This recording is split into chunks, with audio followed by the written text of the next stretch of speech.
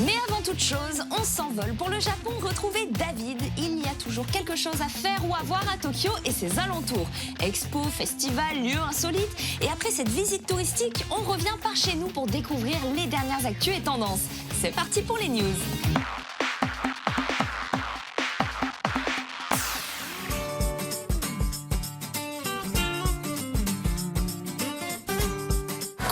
Salut à tous, aujourd'hui nous sommes au centre de convention Makuhari Messe dans la préfecture de Chiba et je vous emmène dans un gros événement bien otaku, le Jump Festa.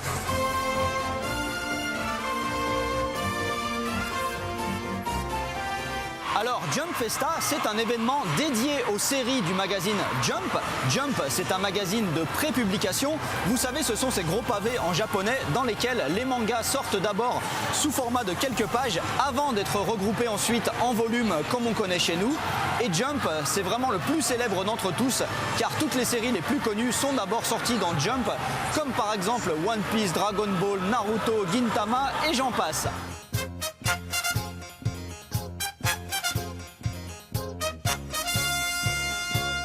Ce qui impressionne d'abord à Jump Festa, c'est la qualité des décorations et des stands. Un peu partout, il y a d'immenses figurines gonflables et les stands aussi sont impressionnants. Par exemple, derrière moi, c'est la maison de Tortue Géniale, on peut la visiter, la véritable Kame House de Dragon Ball. Et un peu partout sur le salon, il y a toujours plein de gros personnages en peluche qui surgissent de partout pour se faire prendre en photo avec les visiteurs. On peut aussi faire plein de jeux. Là de l'autre côté par exemple, c'est un stand dédié à One Piece et on peut s'amuser à monter sur des espèces d'alligators à roulettes.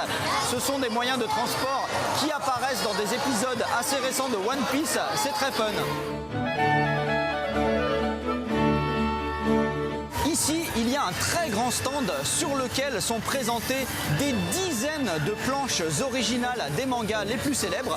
Et c'est très intéressant car ça présente les différentes étapes de la fabrication d'un manga, depuis les dessins un peu approximatifs faits par le mangaka jusqu'aux planches qui seront véritablement éditées dans le manga. Et il y a des pièces très rares, notamment des planches préparatoires originales de Eiichiro Oda en personne, le mangaka de One Piece.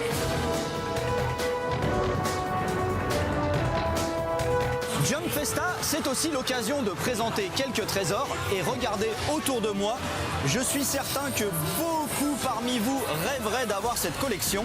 Il s'agit de toute la collection des cartes du jeu Yu-Gi-Oh! Depuis 1992. Alors personne ici n'a été capable de me dire précisément combien il y en a en tout, mais j'ai fait un petit calcul rapide et il y en a plus de 8500. Voilà, c'était bien cool et encore, je n'ai pas pu tout vous montrer car il était notamment interdit de filmer tout ce qui se passe sur les scènes. Mais bon, ça vaut quand même le coup de venir, d'autant que Jump Festa est un événement gratuit, c'est rare. Allez, à plus, ciao.